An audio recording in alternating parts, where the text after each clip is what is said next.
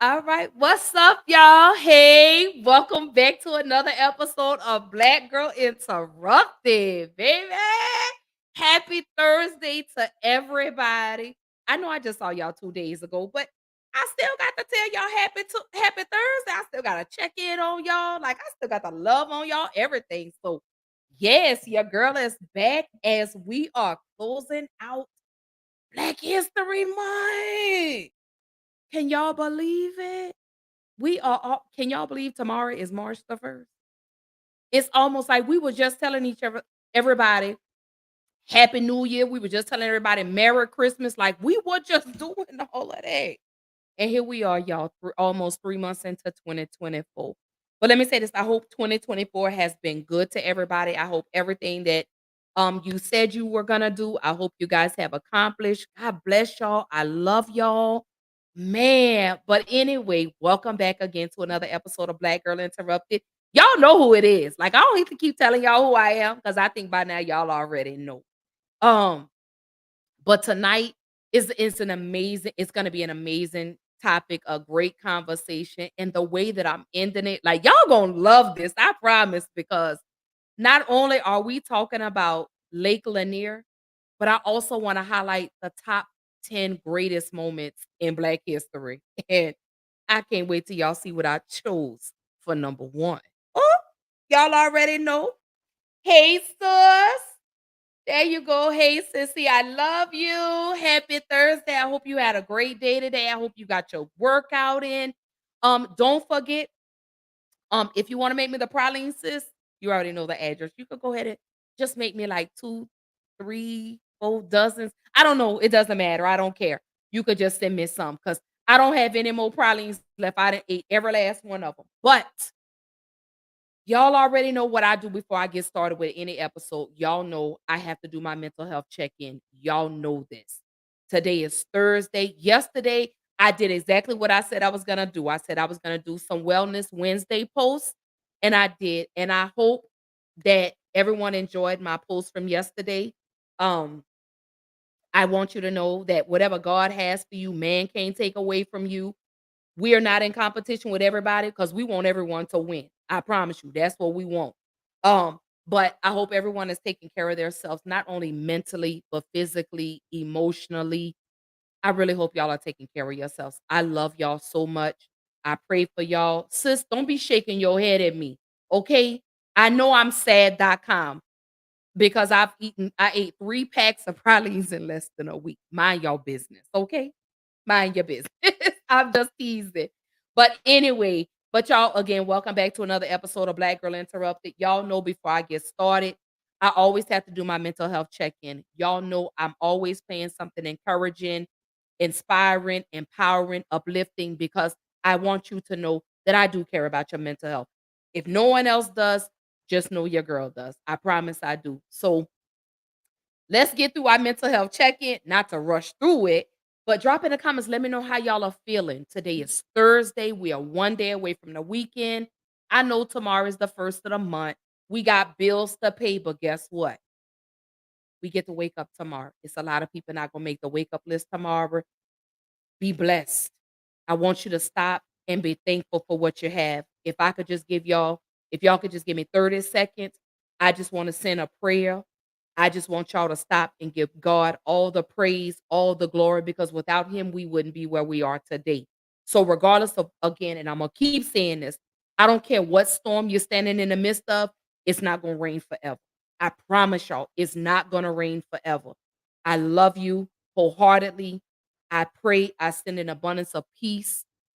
Oh, I ask God to calm your weary heart and to calm your anxious brain. I pray that whatever it is that you're going through, I pray you get through. I pray you grow through, forgive, let go, and keep going. Do you hear me? I don't care where you are in life. And I'm going to say this every time, and I say this every episode. It's not how you start, it's how you finish. So I want to say that to each and every person out here. I love you. I pray with you. I walk with you. You're not alone in your journey. I promise you. I promise you that. And anybody that knows me, y'all know I stand on business when I say that. So let's go ahead. Let's do our mental health check-in because I'm excited about tonight's conversation. Like I'm like when I tell you, I don't think y'all really understand how excited I am to talk about Lake Lanier and the history. I'm so sorry, Oscarville. Let me correct that. Oscarville and Lake Lanier is the city over Oscarville. I love it. And then the way I'm gonna end it is beautiful, imperative. I'm excited. So on that note, let's go ahead. Let's get into this emotional, empowering, uplifting video. And then we jumping into tonight's conversation. So here we go. I love y'all. Happy Thursday. We made it, y'all. And I want y'all to say, I love being black. Okay. I love it. I love it. I love it. I promise you. We are the blueprint, ladies and gentlemen. They want us. But here we go, and then we jumping into tonight's conversation. Here we go.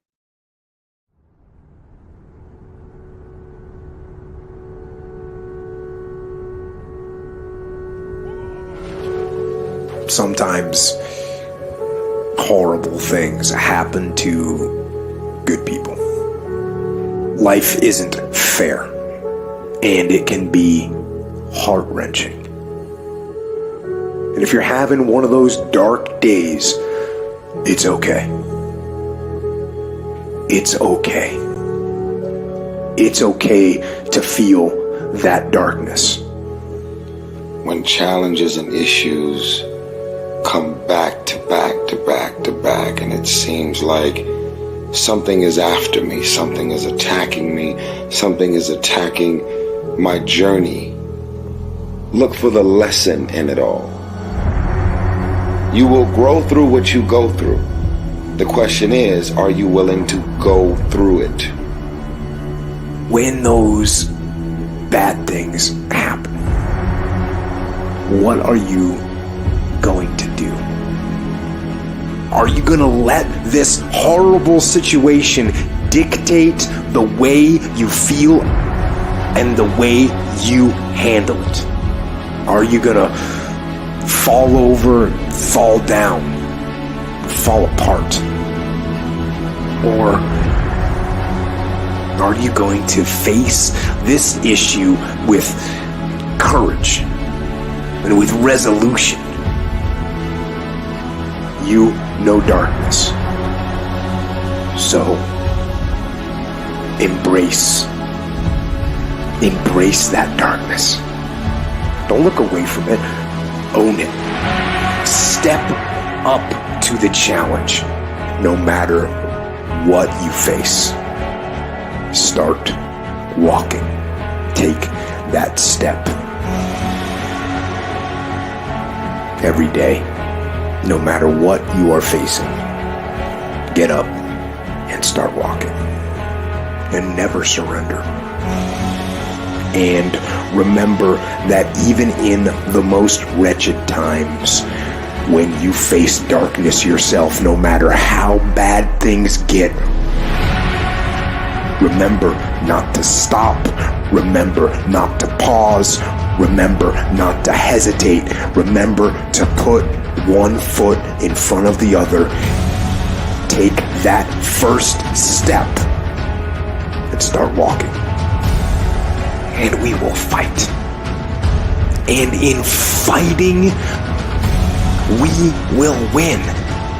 And if not the battle, and if not the war, we will win because our spirit, it will never surrender. And that is the ultimate victory. To hold your head high, and even in the face of inescapable defeat, to stand and to fight. That is to win.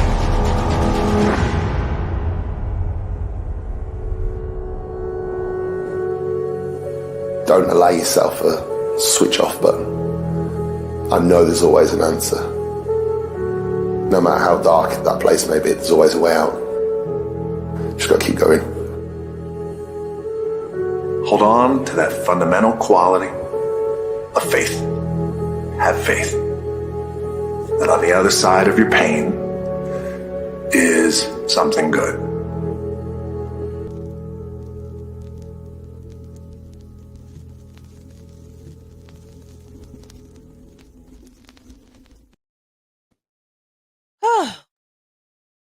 I think that was needed tonight. I think like because there are a lot of people that are in the dark right now. But I pray that you come out of the dark and you step into the light. I pray that you step into your purpose because at some point we go through a transition where we go from the dark into the light. But I want to leave this with you. This is your winning season. I don't care what anybody has told you. I don't care what anybody continues to tell you. I don't care what they say. You're a winner in my eyes and you keep going. It's okay to pace yourself. It's okay to relax, but don't get lazy. I love y'all. There we go. Hey. All right, all right. So y'all drop in the comments. Let me know how you're feeling. Again, I still do my mental health check-ins throughout the show, but tonight we are still celebrating Black History. Yes, I know it's leap year today. It's February 29th, but for me, Black History doesn't stop. So I think what I'm gonna start doing is, throughout the months, each episode, just throw in a gem of a hidden figure, something about Black history, because I don't want us to end Black history at the end of February. I want us to still continue to learn our history, read. Stop depending on textbooks in the schools to teach your children their history. It's up to us as parents and the elders to teach our children the real history and not that in the textbook. So shout out to everyone. Hey, we are wrapping it up tonight, celebrating Black History Month. But tonight, I want to talk about Oscarville. And that's the city that's buried under Lake Lanier. Yes. Okay. Big Daddy says I'm 85% all across the board. Okay. Well, thank you, sweetie. I love you. Hope you're having a good night at work. So Oscarville. Y'all ask, what is that? Some of y'all know the story behind Oscarville and how it came to be Lake Lanier. Some of y'all don't know. And that's okay because I didn't know. I had heard about Lake Lanier, but I didn't know the history. So let's jump into it. So Oscarville.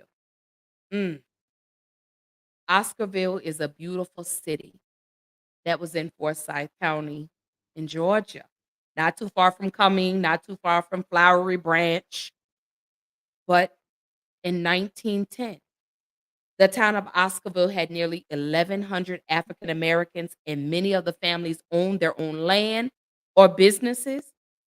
And not only did the community support churches and teachers, but they also supported businesses too. So we're going to jump into the history of Oscarville. Man, the lost city. Here we go. Did you know that one of the deadliest lakes in America sits on top of the ruins of a Black town? It's home to one of the wealthiest communities in the Atlanta area today, and it's almost entirely white. I'm going to tell you the history of this historic Black community just outside of Metro Atlanta, but I also want you to imagine what it could have been. I'm Garrison Hayes, and this is Town on Fire, a 5-part series about the history of lost Black economies across America and the lessons they can teach us today. Like most race massacres in the early 20th century, what happened in Oscarville, a town in Forsyth County, Georgia, started with false accusations against Black residents with no evidence. In 1912, Oscarville was a thriving Black community full of carpenters, blacksmiths, bricklayers, and farmers. According to census data, at least 58 Black families were landowners in this town. But in late August of 1912, things changed. 18-year-old May Crow, a white resident, was found severely injured in the woods near her home on the outskirts of the all-Black Oscarville community. Crow was in a coma for weeks before tragically dying from her injuries. The night of her death marked the beginning of the end for Oscarville. Despite there being no witnesses, no testimony, and nothing pointing to a Black perpetrator, multiple Black residents, including a 24-year-old farmhand named Robert Edwards, were named as suspects and arrested for a crime they insisted they did not commit. A white mob would swiftly set fire to this town, destroying Black churches, businesses, and homes. They'd kidnap Robert Edwards from the jail, beat him to death, and hang him from a telephone pole in the town square. An all-white jury would quickly convict and hang two black teenage boys in front of a crowd of 5,000 people. Their names were Ernest Knox and Oscar Daniel. In less than a decade, Forsyth County became so hostile that black people were forced to flee from the county entirely, grinding the black population in just a few years from well over 1,000 to 0. Around 30 years later, Lake Lanier, named after the Confederate soldier Sidney Lanier, was born. Built on top of the land that once belonged to Oscarville, the construction of this lake has long been seen by some as the final step in destroying the remnants of this black town. In fact, as bulldozers and excavators began their work, they uncovered the long-buried remains of this storied black community. Homes, churches, and graves unearthed, revealing a deliberately erased part of history. Today, the Lake Lanier community boasts one of the highest median incomes in the metro Atlanta area. Over the years, hundreds of people have lost their lives here, making Lake Lanier one of the deadliest lakes in America. And though the lake draws tens of millions of visitors, earning the region an estimated $5 billion annually, very few of the black landowners from Oscarville were compensated for their properties at the time, and none have received justice for the wrong they endured since. While the story of Oscarville is distressing, it isn't unique. Black communities faced land theft and terrorism exactly like this all throughout the 20th century. The history of violence that black people and black communities have experienced wasn't random. It was systematic. It was targeted. It often resulted from envy. At the end of the Civil War, black people owned virtually no land. By 1910, black people had accumulated over 16 million acres of land. That was the peak of ownership of land for black Americans. By 1997, over 90% of that land had been lost. My colleagues and I estimate conservatively that value of that land that was lost is about $326 billion. Which means you can't understand today's racial wealth gap or the economic state of the black community without understanding events exactly like this one. And unfortunately, Oscarville isn't the only place this happened. This is Town on Fire, a 5-part series about the history of lost black economies and the lessons we can learn from them today.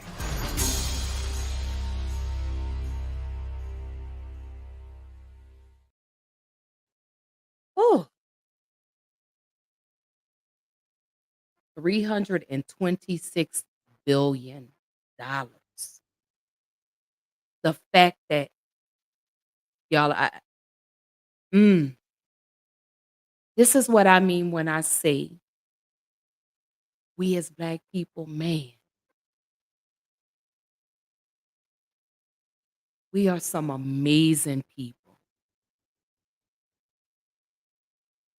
One town, 1,100 African Americans taken away. And just to kind of fill in a little bit of the gaps with regards to what happened. So yes, in 1910, I'm going to repeat this again, the town of Oscarville had nearly 1,100 African Americans, and many other families owned their own land or businesses. Let me repeat that part one more time. 1,100 African Americans and many of the families owned their own land or businesses.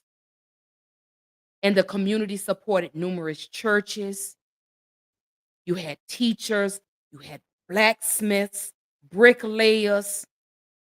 We were a force to be reckoned with. And due to some false accusations, they destroyed a whole town.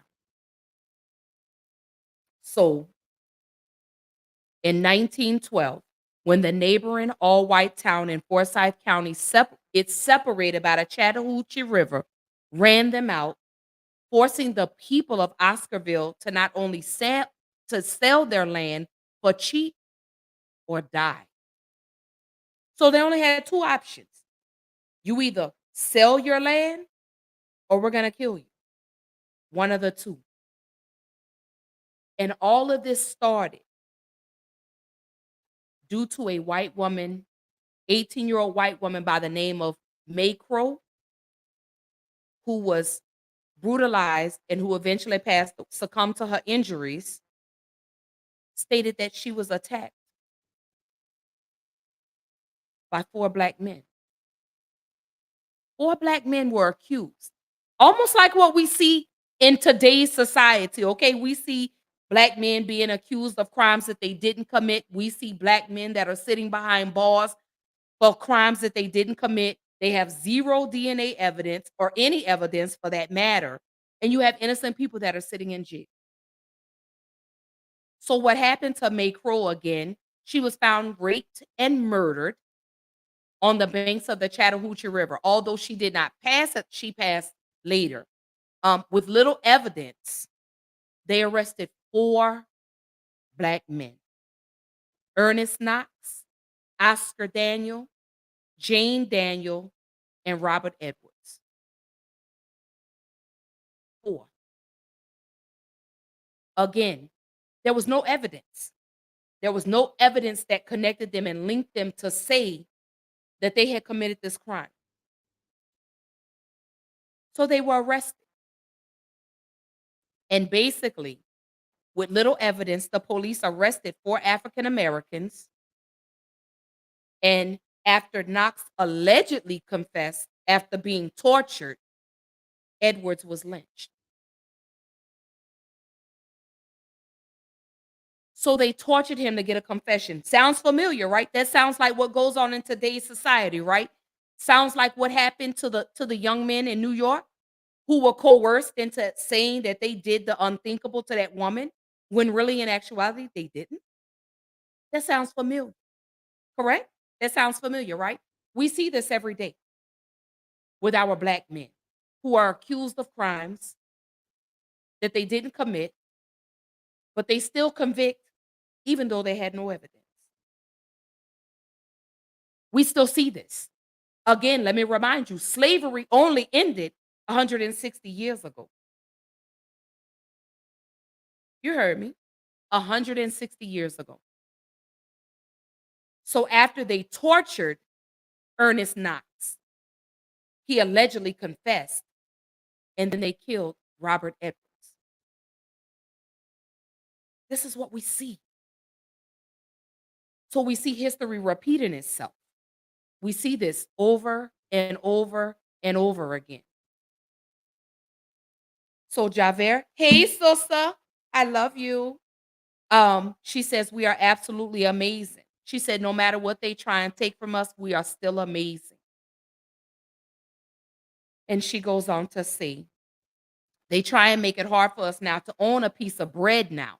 Look at what we owned over 100 years ago. And that's what and this is why I just got chills, because this was one of the most amazing stories that I came across, because not only am I a black woman in America, but to know that someone that looked like me owned their own land. They had their own businesses in a town that was flourishing.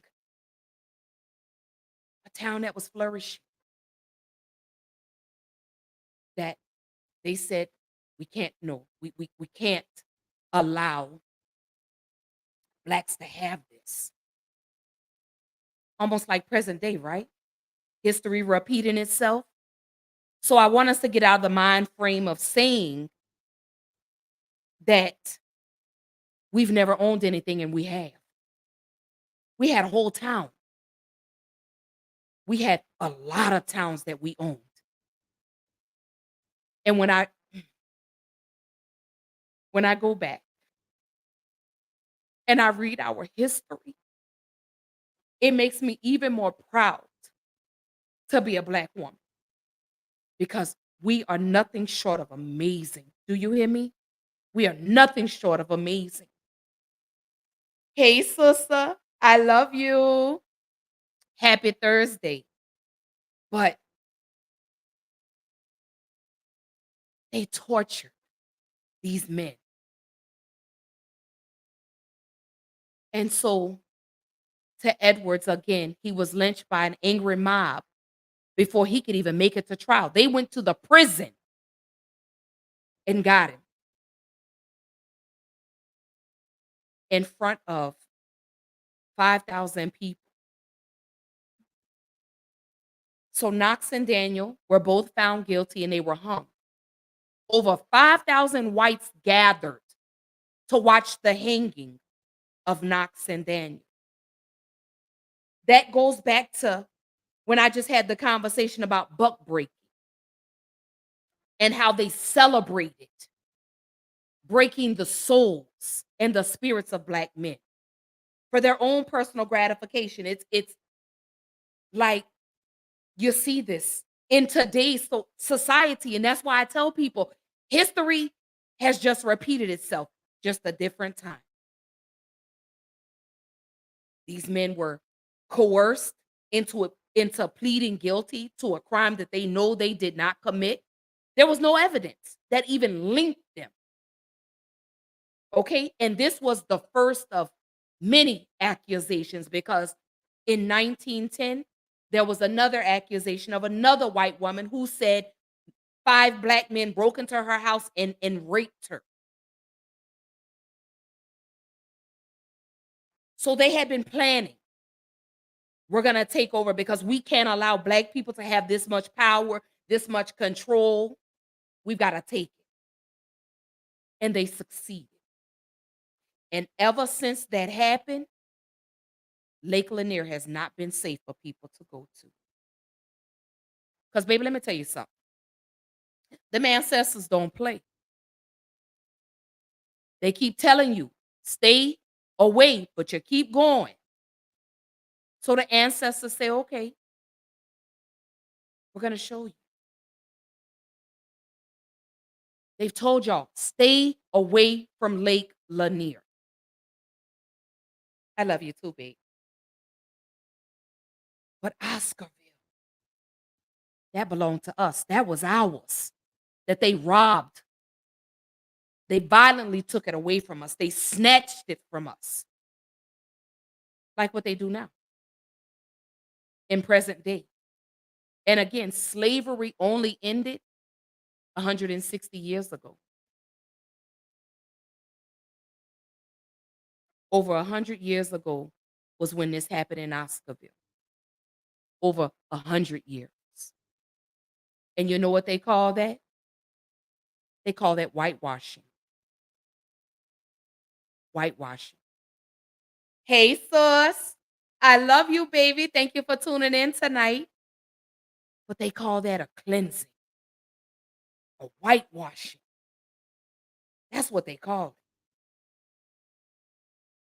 it. And I'm going to show you. But before I even jump into that, I just want to say we can own anything. We can own anything. It's up to us now to rewrite history. Because although our history is painful, it's powerful. You understand what I'm saying? Because our history shows us how resilient we are. And no matter how many times, oh Lord, no matter how many times you try to knock us down, we get up and we keep going and we keep fighting. We keep fighting for what rightfully belongs to us. And we're doing it by any means necessary. That's the beautiful thing about our history. And I'm not talking about just the textbook. I'm not talking about just Martin Luther King and Rosa Parks, although they're icons in our history. But I want us to give homage and pay tribute and love on the ones that paved the way for the Martin Luther Kings, for the Rosa Parks, for the Bessie Colemans, for the Alexa Kennedys, for the Henrietta Lacks. I want us to pay homage to those, give tribute to the ones that laid the foundation for us I want to give homage to them. I want to give love to them. Oh, I told y'all I'm excited about this episode because that showed the strength that we have, that the ancestors instilled in us. They taught us to never give up, to keep going and to fight for what you know is right, regardless of how many times the white people try to take it from us. I love it. I love it. I am, oh goodness.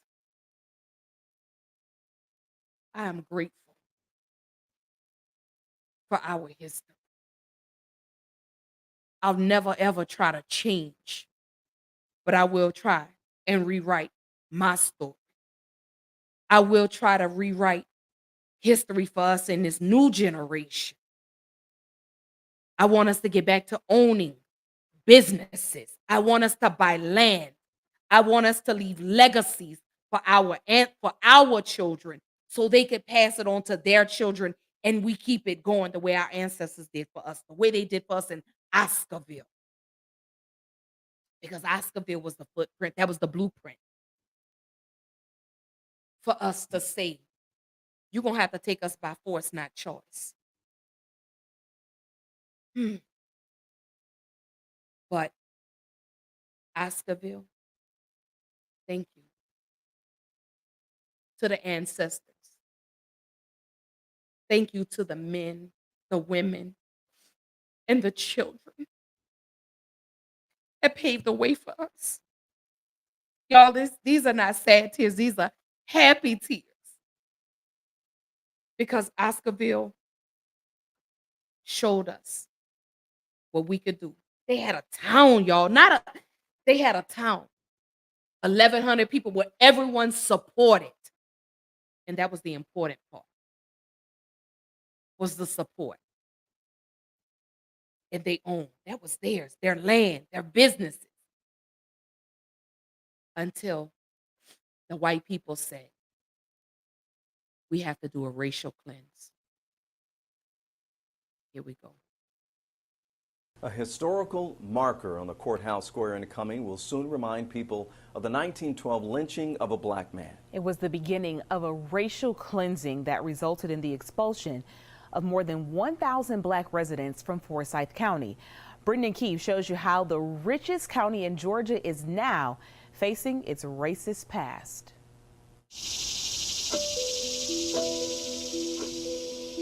It is hidden in a narrow patch of forest between rows of $500,000 homes.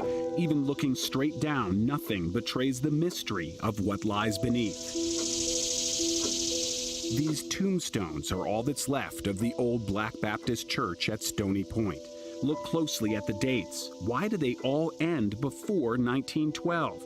This is not evidence of promises broken, but of loved ones kept away, because the men, women, and children buried here were the only black residents of Forsyth County, Georgia, for nearly all of the 20th century. All of the Negro people had to leave.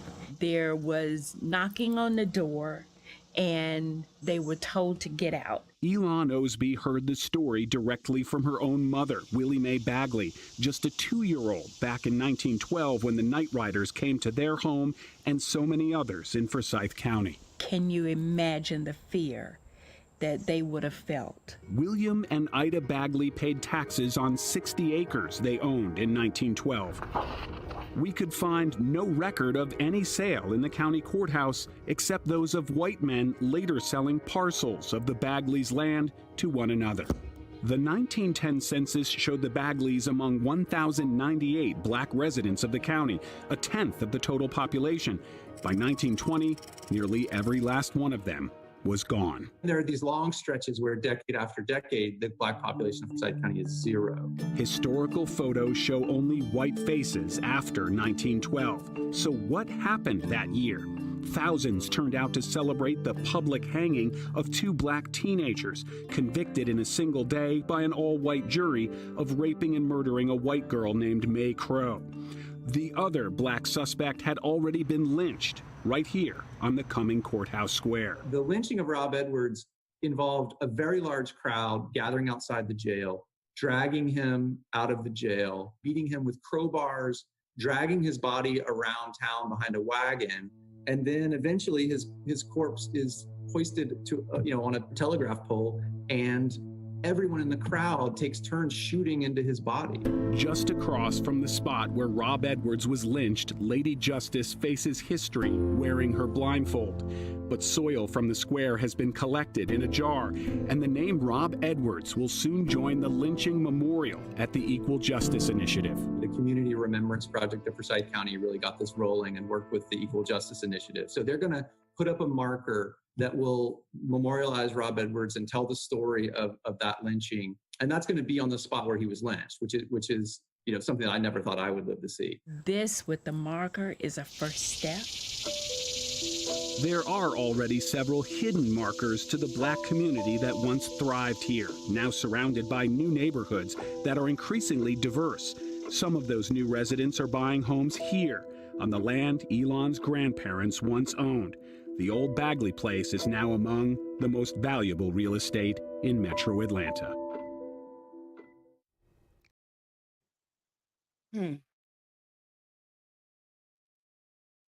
You know what, Georgia? Let me say this to y'all. Thank you. Thank you. Thank you, Georgia.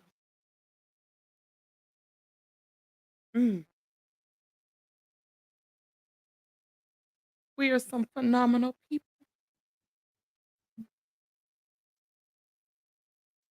We have overcome so much. And we still continue to fight to this day. But just imagine being a 2-year-old child and a mob of people are knocking at your door, forcing you out of your home at 2 years old. You and your family.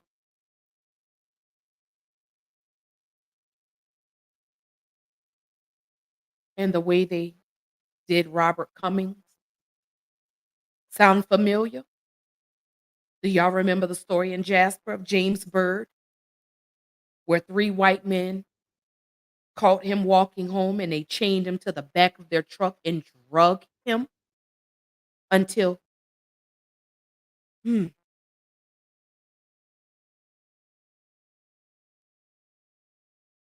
there was no more left and his body parts were left in the street?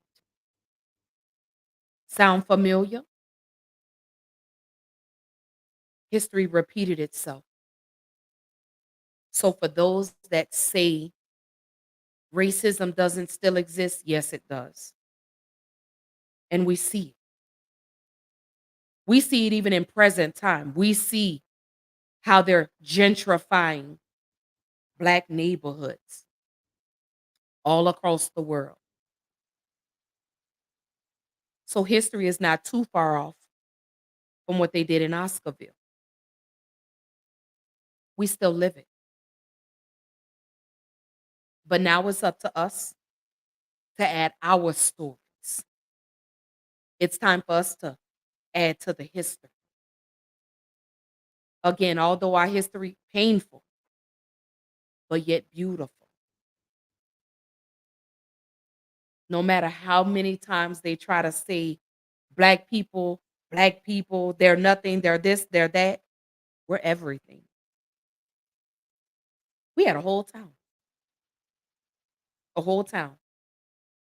that y'all snatched from us.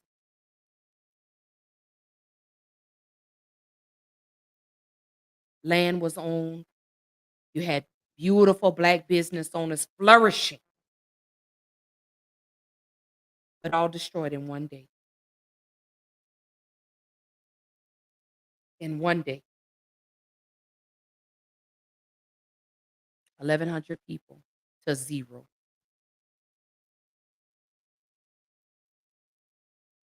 All based on false accusations, but as they call it, whitewashing. The racial cleanse is what they called it. Familiar. Again, a painful past, but we have a beautiful history. Beautiful. We were beautiful people. We're still beautiful people. And don't let nobody tell you differently about us. Their history may not be our history, but we still continue to make history. And it's up to us to get back and own the land. It's time for us to build our own schools, grocery stores, churches, rebuild our own communities. Let's relive and rebuild another Oscarville. We deserve that. We earned that. Our ancestors left us that. They instilled that in us because that's what they wanted. That's what they wanted for us.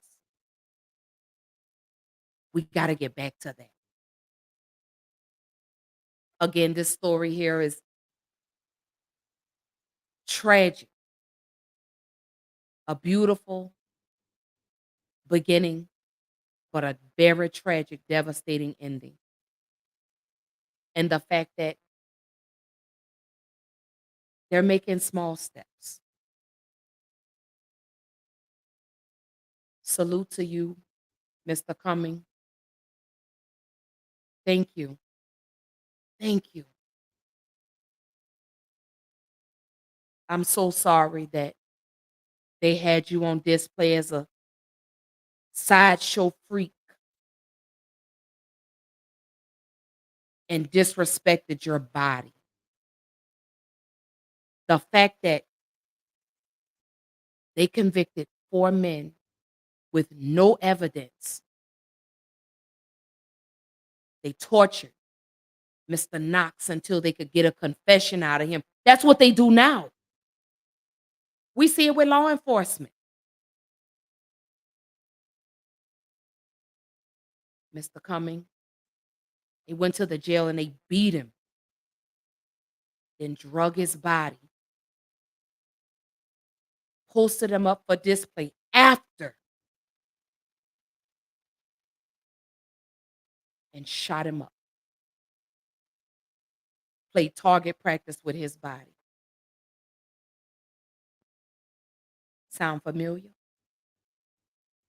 We still see this in present day. Again, and I'm going to repeat that. Slavery only ended 160 years ago. 1912 is not that far away. It's not that far away. What can we do now to add to that history? We have to make our own.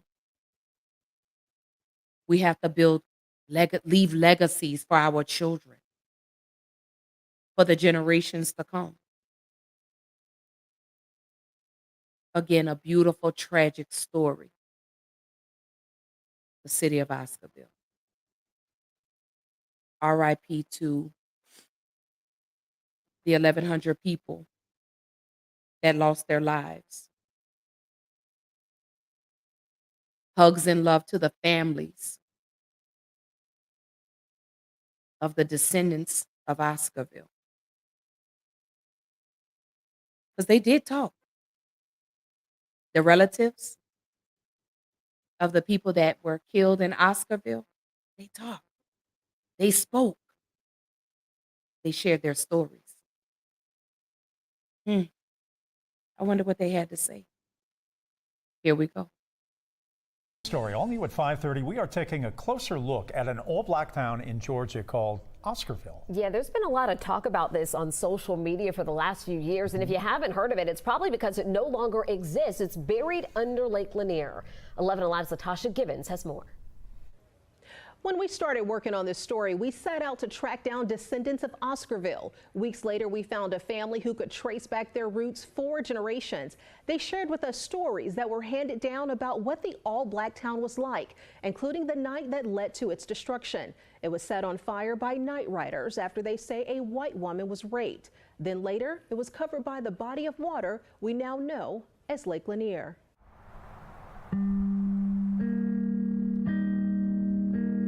May Crow is buried here at this Gainesville cemetery, but the trail of destruction following her death stretches into the land surrounding Forsyth County, buried beneath these waves of Lake Lanier, where in 1912 nearly every black resident was forced out. That includes people living in an old black town called Oscarville.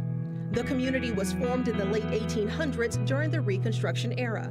There was a very strong community feeling among the blacks. About 300 children that went to some of the schools that were the black schools, and it was closely connected to the churches. Georgia history teacher Lisa Crosby says Oscarville was a thriving black community, full of carpenters, blacksmiths, and bricklayers, but farming was the top trade. So they really had kind of a miraculous farming growth here while the rest of the state was really struggling. But then residents were abruptly forced off their land. So the flashpoint, I think, is 1912. This takes us back to the death of May Crow. The 19-year-old white woman was found dead in the woods near Oscarville, presumably after being raped. Typically, the answer to white girls being raped was go to the black community and just start blaming people. By nightfall, terror began to reign over Oscarville. So from there, the rage and hatred in the community, mobs got together and they were called night riders, and they were riding throughout Oscarville and driving out the black community. And the night turned deadly.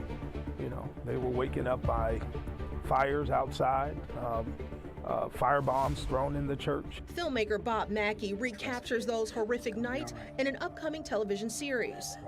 Anytime anything happened, guess where everyone would go? To the church. Well, they attacked the church. People were hung, lynched. Mackey's series features stories of direct descendants like George Rucker, who can trace his family back 4 generations to Oscarville.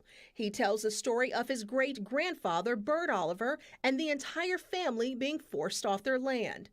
Night riders came through. They had to leave everything. The main thing they left was property, and my grandfather had 100 acres.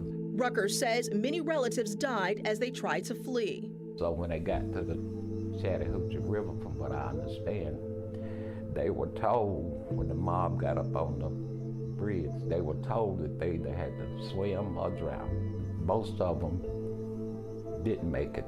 My grandfather, one of them that did make it, he lost some brothers and sisters. He says his relatives who survived settled in Gainesville. From what my mother told me, Bert Oliver, he would sit and tell her this story, and he would just sit and cry. Crosby says whites in the area took over the remaining properties. She says Oscarville farmers were specifically skilled in raising poultry, which set the pace for Gainesville eventually becoming poultry capital of the world. You have a farm already going, and you had free land, so you just take it. Rucker says his great-grandfather married his second wife, Beulah, and they built this school that still stands in Gainesville today. By the late 1950s, the Beaufort Dam was built and Lake Lanier was formed, covering up Oscarville and swallowing most of its history. Many believe Lake Lanier is haunted because of the high number of drownings. We spoke to officials who tell us because there is an entire town that includes structures and even forest areas with trees that are 60 feet tall, it makes it more difficult to navigate through, and someone can easily become trapped in debris, leading them to drowning. We have so much more on this story on our website. Now y'all know. That's them ancestors, baby, because they trying to tell y'all, stay y'all behinds out of Lake Lanier. That's what's going on. That's them ancestors, baby. That's them people telling y'all, get out of our town. Those our ancestors, y'all. That's them. And to listen to him say his great-grandfather owned 100 acres.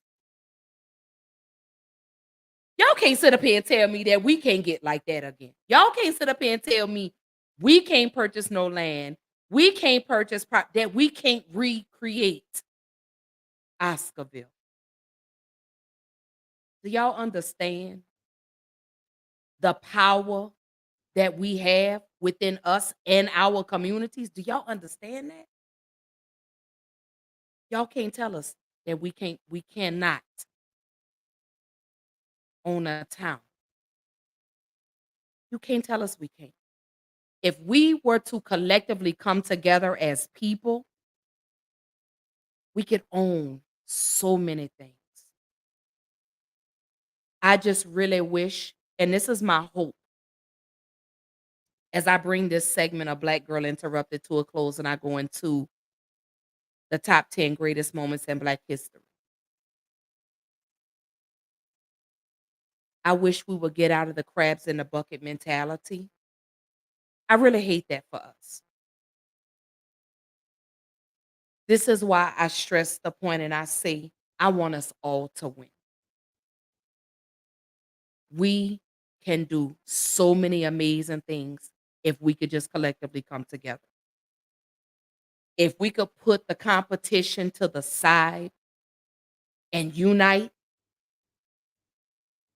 it's strength in numbers, you know. So many beautiful things that we could do.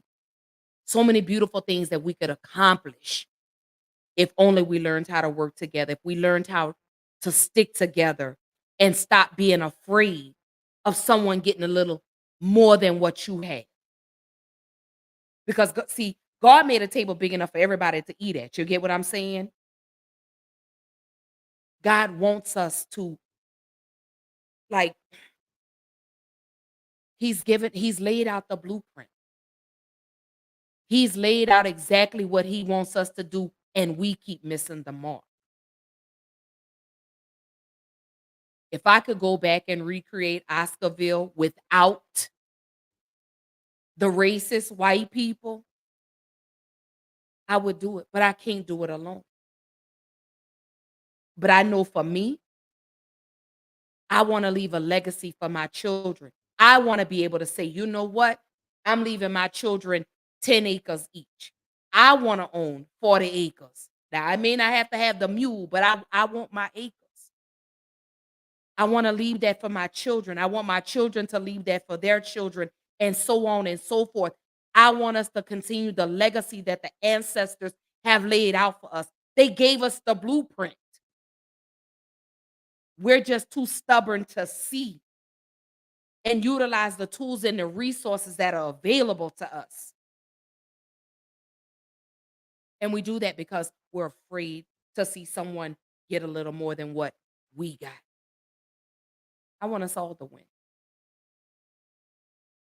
I want all of us to have a seat at the table. I want all of us to be able to eat.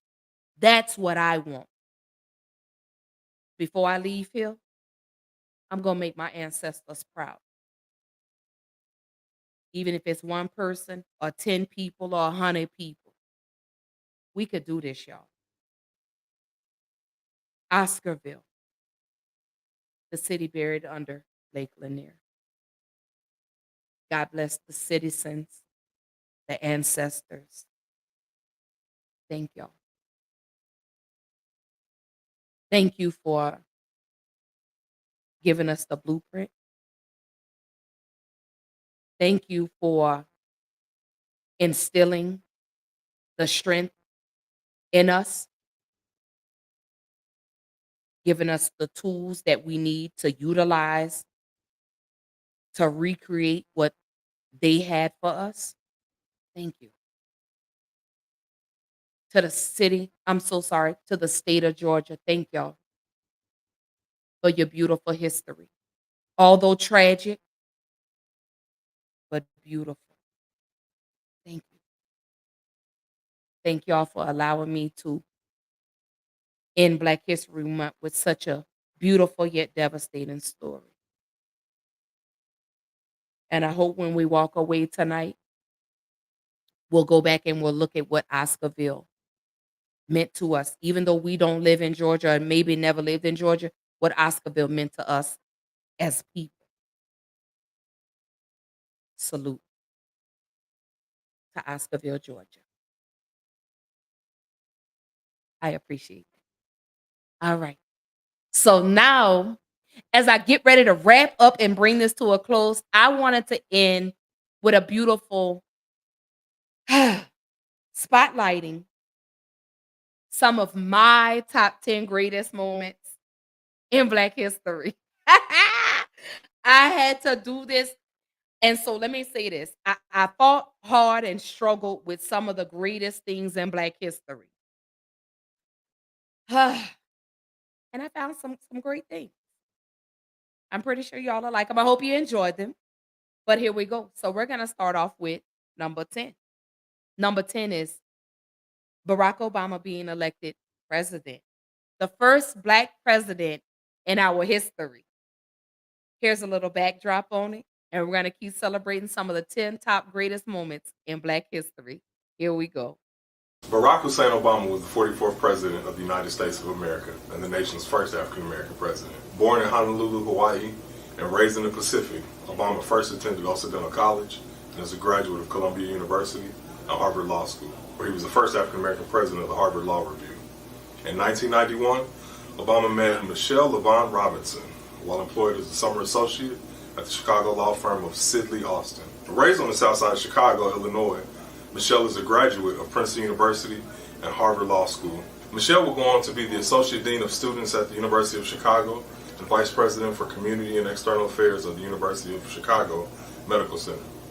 They were married on October 3rd, 1992, and have 2 daughters, Malia Ann and Natasha, better known as Sasha. Barack Obama accepted what was initially a 2-year position as visiting law and government fellow at the University of Chicago Law School, but went on to teach constitutional law there for more than 12 years.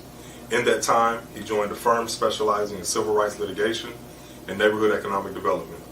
Obama was elected to the Illinois State Senate in 1996, re-elected in 1998, and in 2002. In 2004, he was elected in an unexpected landslide to the U.S. Senate, rapidly increasing his stock and visibility in the National Democratic Party. On February 10, 2007, Obama announced his candidacy for President of the United States in front of the old State Capitol building in Springfield, Illinois. The rest, as they say, is history. 9 months after his first inauguration, he was named the 2009 Nobel Peace Prize laureate. Michelle Obama, as First Lady, became a fashion icon, a role model for women, and an advocate for poverty awareness, nutrition, physical activity, and healthy eating. Michelle Obama holds the only 2 Ivy League degrees amongst First Ladies. My name is Mark DeWitt. This has been another Black History Moment. I just want to say, I know a lot of people did not like Barack Obama. I know a lot of people didn't respect what he stood for, the things that he did. But one of the things that Barack Obama did was he showed every little Black child that you can accomplish and dream and be anything that you set your mind to. Whether it's president, whether it's an astronaut, whether it's a trash man. Barack Obama showed us that a Black man can be anything he wants, even president. Salute to you, President Obama. All right. So the next, number 9, the top greatest moment in Black history, Black culture and sports. Here we go. From Allen Iverson's cornrows and Muhammad Ali's mouth to Florence Griffin Joyner's nails and Michael Jordan sneakers, Black culture's influence on sports has been undeniable. Many have frowned upon the idea that African American athletes have had a knack for breaking quote-unquote tradition. However, when the barrier to entry to a vast majority of sports was a wall held together by racism, segregation, and discrimination, tradition was defined through a lens that lacked color. Some still hang on to those traditional views of how sports are supposed to be played. But as Black athletes continue to have a dominant presence in so many sports, it's only right that our culture comes along with it. Allen Iverson introduced braids and tattoos to the NBA, and they called him a thug. Hell, they even implemented a dress code to put a stop on his cultural influence. Today, NBA players from various backgrounds celebrate their ink and embrace unique hairstyles. They all owe something to AI. In 1965, Homer Jones was responsible for introducing the world to the touchdown celebration. Over a half-century later, and after years of the NFL trying its best to be the no-fun league, the celebration is an integral part of the game. The celebrations. Those so-called unsportsmanlike celebrations. Serena Williams sea-walk, the Icky shuffle, Deion Sanders high-stepping, Tiger Woods fist pump. Shall we go on? In baseball, Ken Griffey Jr. epitomized cool in the 90s, and Tim Anderson has brought that swagger in the 2000s, punctuated by his legendary walk-off home run. Michigan's Fab Five were responsible for baggy shorts and black socks. Michael Jordan made the bald head iconic. And the sneakers? Forget about it. If your sport is bland, rest assured that the black community will give it some much-needed seasoning. Gabby Douglas, Simone Biles, and UCLA gymnasts Sofina DeJesus and Nia Dennis spiced up their floor routines with the implementation of hip-hop and R&B, while the legendary Stuart Scott introduced hip-hop catchphrases to the lexicon of the sporting world. Booyah! Simply put, black excellence is everywhere. And if any of this upsets you, it shouldn't. Because whether you like it or not, black culture is, in fact, American culture.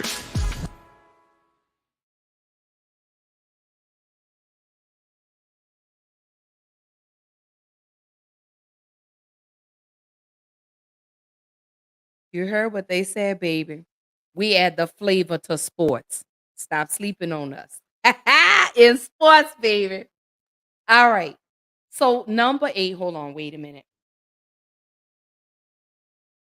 Hey, Content Library. Thank you for tuning in tonight. Good to see you. So let's keep going. Like I said, these are my top 10 greatest moments in Black history. So I'm going to move to number 8, and that is the Black Panthers. Stop playing with us. Do you hear me? When I tell you, although our history may not have been beautiful to y'all, but it's absolutely gorgeous to me. And here we go. The Black Panthers. The Black Panther Party for Self-Defense was founded over 50 years ago in Oakland, California by Bobby Seale and Huey Newton. The name of the party was chosen by its founders because a Black Panther only attacks if the aggressor strikes first. The Black Panthers focused on working the inner cities and directed their efforts on self-determination, improving housing conditions, full employment, education, and ending police brutality. The party also started a free breakfast program for children, health clinics, and food banks.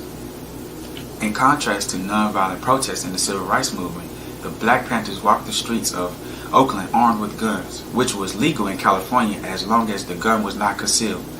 For the Panthers, carrying guns was more about empowering the black community and less about violence.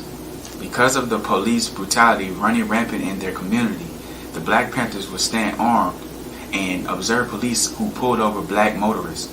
However, the guns were viewed as a threat to law enforcement, leading to the belief that the Black Panthers were a gang. According to Bobby Seale, the Black Panthers was a political party concerned with issues and programs and not a gang.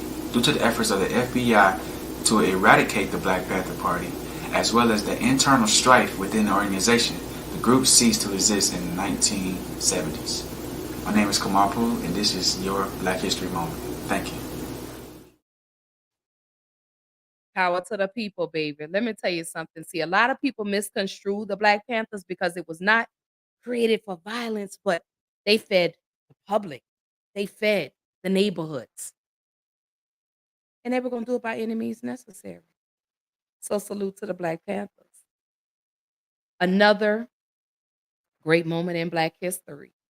So now we move to number 7. And I chose for number 7, Black Wall Street. When I tell y'all, we can be anything and we can own everything.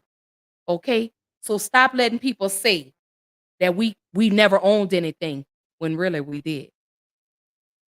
Thank you, Content Library, for joining in tonight. I appreciate it. Yes, sir. Thank you. Yes, sir. Yes, sir. The accent, he said he likes.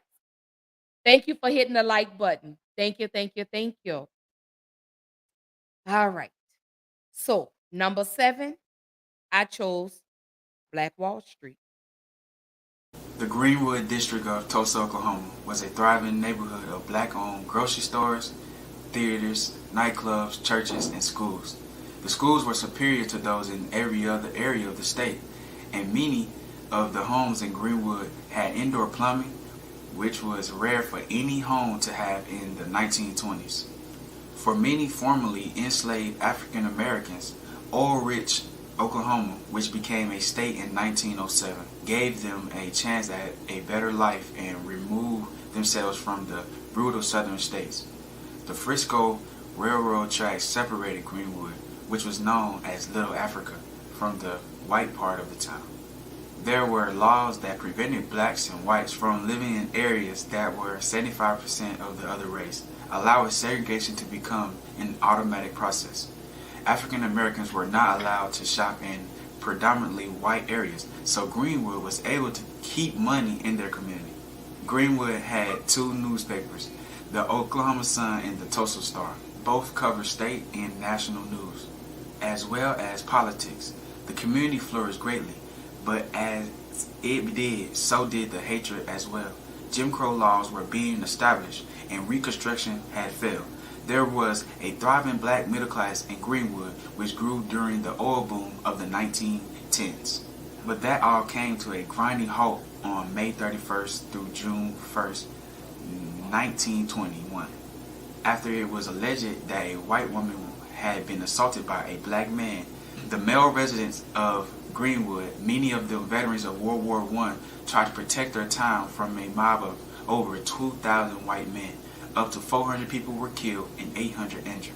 In about 16 hours, all the businesses in Greenwood, including each hotel, hospital, doctor's offices, and 1,200 residences spanning 35 city blocks were burned to the ground. Businesses were looted, 9,000 people left homeless. The Greenwood Massacre in today's dollars would be equal to 30 million in damage. My name is Kamal Poo, and this is today's Black History Moment. A great Black History moment. Unfortunately, they took Black Wall Street from us. It's not too far-fetched that we can't rebuild and redo Black Wall Street. Again, another great moment in Black history. All right, so number 6, I selected Black TV sitcoms. Wasn't it a time to be alive with those beautiful Black sitcoms? Here we go. For today's Black History Moment, we wanted to talk about a favorite Black sitcom. And if there's one television show that has been credited with inspiring millions of African Americans, especially from my generation, to enroll in college, that show would be A Different World. I attended high school from 1989 to 1993. A Different World was on the air for 6 seasons, beginning September 1987 to July 1993. It was a spin-off of one of the most successful television shows in history, The Cosby Show, starring Lisa Bonet's character, Denise Huxtable. Denise would choose to go to her family alma mater, Hillman College, which was a fictional, historically Black college set in Virginia. We were able to tune in and watch some of our favorite characters' lives unfold as they dealt with campus life and everything that goes with it. Fabulous Whitley Gilbert, portrayed by Jasmine Guy, wanted to become an art buyer. Dwayne Wayne, played by Kadeem Hardison, was going to be a computer engineer, and Kimberly Reese, portrayed by Charnel Brown, was studying to be a doctor. A Different World covers such topics such as date rape, the Persian Gulf War, race relations, sexism, and the AIDS epidemic. We were able to watch this show and learn something new every week. I will personally be forever grateful to this show. Now, I know that many of you were born after 1993, so if you want to do some binge watching, all 6 seasons of A Different World are available on Hulu and Netflix, so enjoy. My name is Deshauna Yamini, and this has been today's Black History Moment.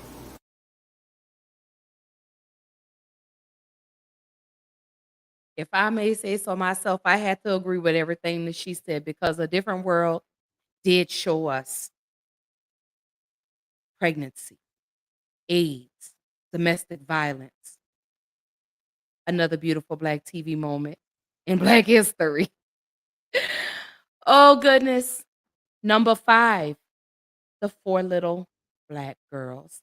Again, y'all, I am pointing out some of the 10 top greatest moments to me in Black history. So for number 5, I selected 4 Little Black Girls. Here we go. Addie Mae Collins, Cynthia Wesley, Carol Robertson, and Carol Denise McNair.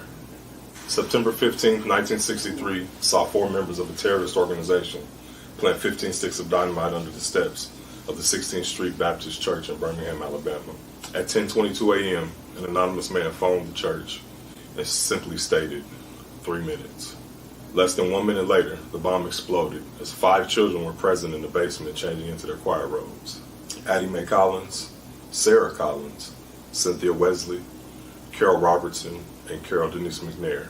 Sarah Collins, Addie Mae's younger sister, survived, left with 21 pieces of glass embedded in her face and blinded in one eye, along with 22 others who were wounded in and around the church. In the years leading up to the bombing in Birmingham had earned a national reputation as a tense, violent, and racially segregated city, where even tentative racial integration of any form was met with violent resistance. Dr. Martin Luther King Jr. counted Birmingham as probably the most thoroughly segregated city in the U.S. 16th Street Baptist was not the first bombing Birmingham had seen. There were over 21 separate explosions at black churches and properties in the 8 years preceding 1963. The 16th Street Baptist Church bombing made its way into the annals of history due to the loss of life by Addie Mae Collins, Cynthia Wesley, Carol Robertson, and Carol Denise McNair. The church was a known meeting place for the SCLC, Dr. King, Ralph Abernathy, Fred Shuttlesworth, and the like, making it an obvious target at that time. History attributes the bombing with contributing to the support and eventual passage of the Civil Rights Act of 1964. May we never forget Addie Mae Collins, Cynthia Wesley, Carol Robertson, and Carol Denise McNair. This has been another Black History Moment. Thank you. Although tragedy and pain, that was the turning point in Black history. No losing those 4 little beautiful, let me go back. Losing these 4 beautiful Black girls. Devastating. Their deaths became the catalyst for change in Birmingham, Alabama. Another moment in Black history. Number 4, Sha'Carri Richardson, aka the next Flo-Jo. Here we go. They're away first time. Can Shelly-Ann Fraser-Price deliver? She's got a good start, but watch Sharika Jackson. Sharika Jackson, is she just going to do it? Oh, on the near side, right at the end. They were getting ready from nowhere in lane 9. It's an incredible performance from Sha'Carri Richardson. Richardson came through like a rocket in lane 9. Her first global final, and she tastes gold. The iconic 5 times champion was stunned. Richardson needed a better start than she got in the semis, and she came through in fine style, and maybe, just maybe, being in lane 9 was the best thing that could have happened to her for that final. 10:65, that is outstanding.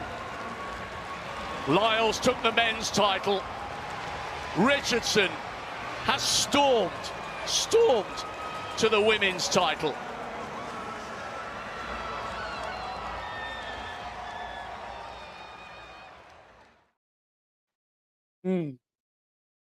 To Sha'Carri Richardson, thank you.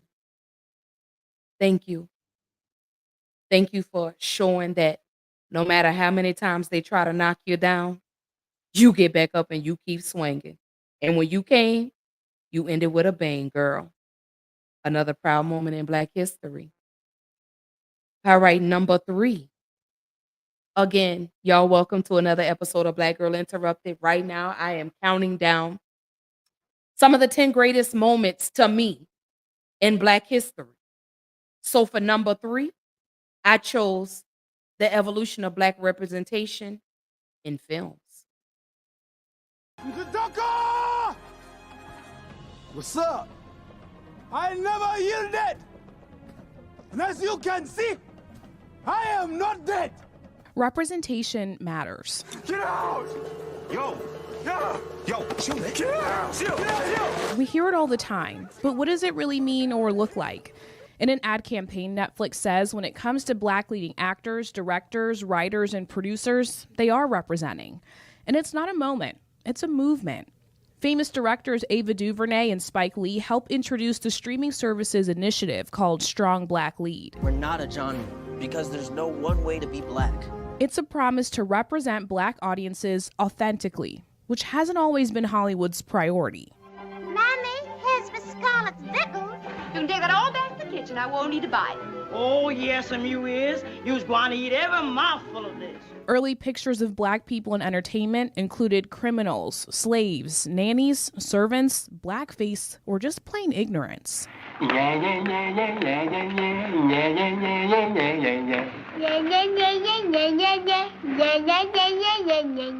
from the mid-1910s to the 1930s, Duke University says some film companies had a sort of revelation, if you will. They dedicated themselves to creating productions with, quote, all-colored casts. They promised to write positive, diverse roles. After many Black people moved from the South to urban areas, Hollywood seemed to be adjusting to the country's changes. In fact, what was called the race movie genre only displayed Black people in a positive light. But eventually, the idea of Black people in those roles was no longer marketable. Duke says an all-Black production company failed because of the lack of commercial appeal to broader, aka white, audiences. There are a lot of people who live in your neighborhood who choose not to get on that bus. What do they choose to do? They choose to go out and sell drugs. They choose to go out and kill people. They choose to do a lot of other things, but they choose not to get on that bus. Commercial appeal like the infamous white savior complex. Teen Vogue defining it as movies that promote colonialism in a sense, because people of color need white people to save them. They called it Oscar bait, which brings me to my next point. But I think it sucks that if Black people want Academy Awards, we can't just make movies about anything but slavery. No. We can make any movie we want. We just have to trick white people into thinking the movie is about slavery. Cue the hashtag #OscarSoWhite in 2016. For the second year in a row, USA Today reported all 20 actors nominated for a lead or supporting acting Oscar, they were white. And Black actors weren't having it. We no longer need to ask to be invited anywhere. Some boycotted the award show and demanded change. The Academy promised to diversify in race and gender by 2020. We can't talk about representation without taking a trip to Wakanda. Black Panther was proof diversity sells.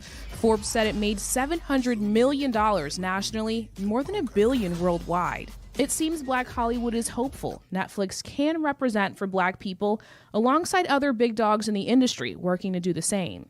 So let's hope this trend can and will eventually turn into a way of life. Let everybody know, and suckers be warned, that this is the outcome when you mess with bullhorn.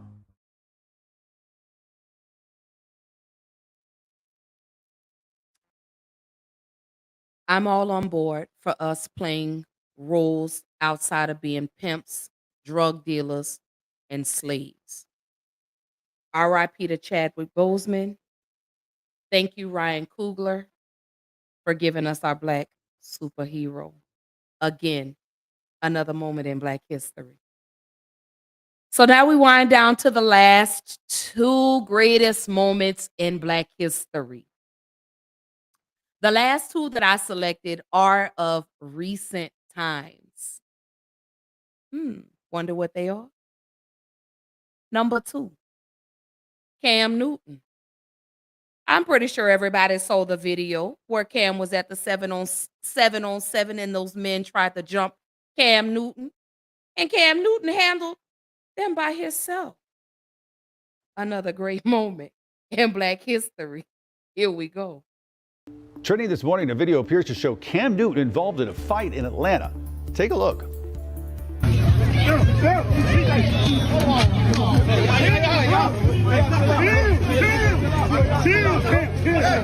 The video surfaced yesterday showing the former Panthers quarterback at a youth football tournament.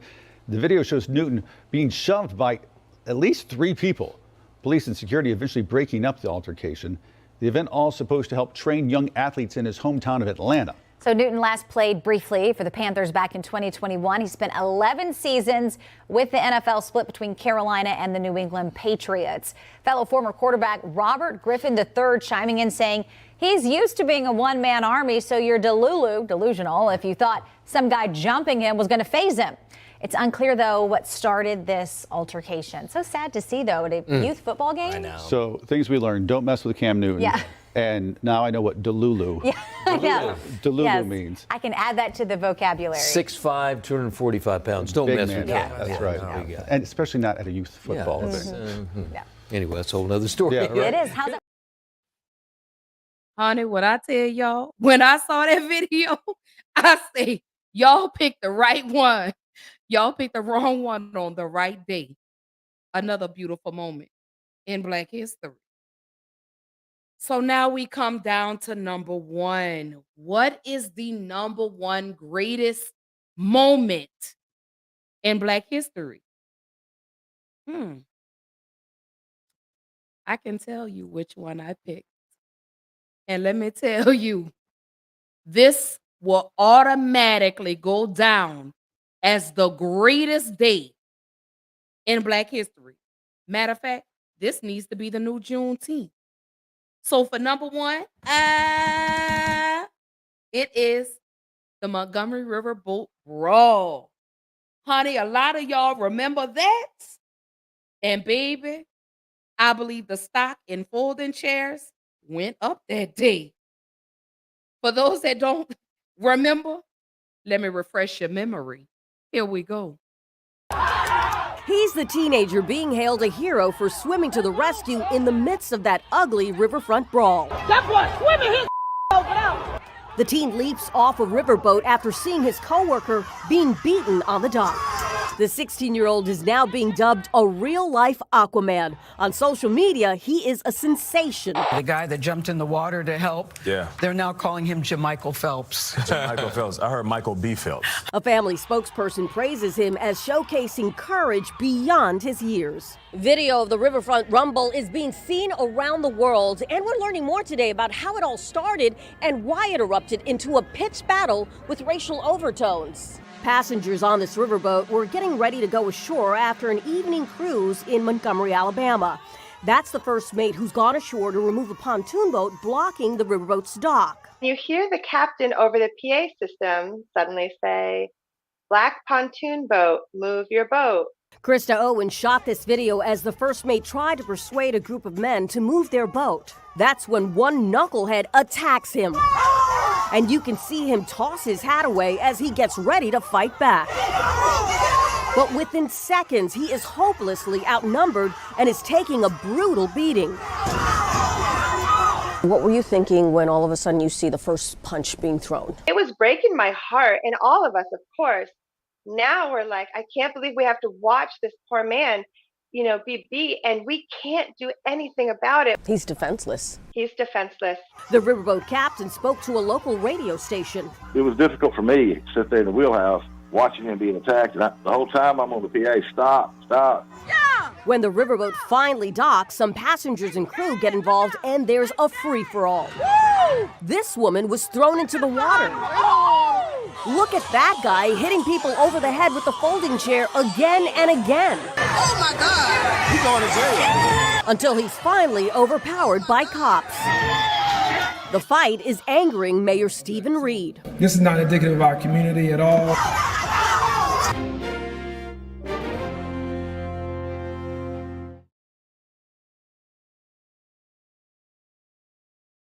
Let me tell y'all, I saved the best for last because that was absolutely a joy. The stock and folding chairs went up, and in that moment, we collectively came together and saved our brother. So shout out to the Montgomery Riverboat Brawl for being number 1 in the top greatest history moment, in the top greatest moments in Black history. Oh, Lord, y'all, we made it. we've made it down to the end of the show. Now it's time for me to give y'all my final thoughts and tell y'all what's to come next week for Black Girl Interrupted. I want to say, first and foremost, I love being Black. I want to thank my ancestors for giving me the blueprint. Although our history was not a beautiful one, I mean, I'm so sorry, was a beautiful one, yet tragic, it's up to us to keep rewriting history. Be proud of the things that we've done, the accomplishments that we've made, and the fight that's still in front of us. I pray that before we leave, that we leave legacies for our children, their children, and the generations to follow after we're gone. Anything that they've done, we can do. Whatever we put our mind to, we always follow through. Never forget the beauty in being a black man or a black woman. Never let them tell you your history didn't exist, because we know it did. And for that, I salute all my ancestors and the ones before that paved the way to make it possible for me to sit here today and share our beautiful history. On that note, happy Black History Month. I'd say we had a great month. I say we did. Every day is history for us. Every day. It's time for us to celebrate that. It's time for us to add on to our story. We can do anything we set our minds to, as long as we stick to it. Thank y'all for tuning in. So, what is to come for Black Girl Interrupted? Well, for the month of March, I'll be discussing grief. How do we deal with it? How do we deal with losing a mother? How do we deal with losing a father, a brother, a sister, a child, a spouse? And then, of course, I'll be bringing updates for several cases. But for the month of March, we'll be discussing grief. How do we deal with that? We'll talk about that. We'll get into it. But I just want to say thank y'all so much for tuning in to another episode of Black Girl Interrupted. Excuse me. Thank y'all for allowing me to tap in with y'all every week, bringing y'all beautiful stories. I appreciate the continued love and the support that y'all show me each and every day that I show up. And I'm going to keep showing up. Regardless of how many people show up for me, I'm going to keep showing up for me. But on that note, I want to say I love y'all. Happy Thursday. Don't forget to like, share, subscribe to Black Girl Interrupted. I'm live every Tuesday, every Thursday, 8:30 p.m. Central Time, 9:30 Eastern Time. I stream live to Facebook as well as to YouTube. And if you like the audio, you can check me out on all the streaming platforms that are available. Don't forget to like, comment, share, and subscribe. If you ever want to collab with Black Girl Interrupted, let me post the email address. Please send me an email to blackgirlinterruptedpodcast@gmail.com if you ever want to collaborate. If there's ever a conversation or a topic that you want to see me discuss on the show, shoot me an email. Then we can get together, we can talk about it, and we can bring your story to life right here on Black Girl Interrupted. So, on that note, again, happy Thursday. I hope everyone has a great, safe, and beautiful weekend. I look forward to seeing y'all next week. Again, next Tuesday, we're jumping into grief. That's what we're going to be discussing. So, on that note, I love y'all. Have a good weekend. See you later.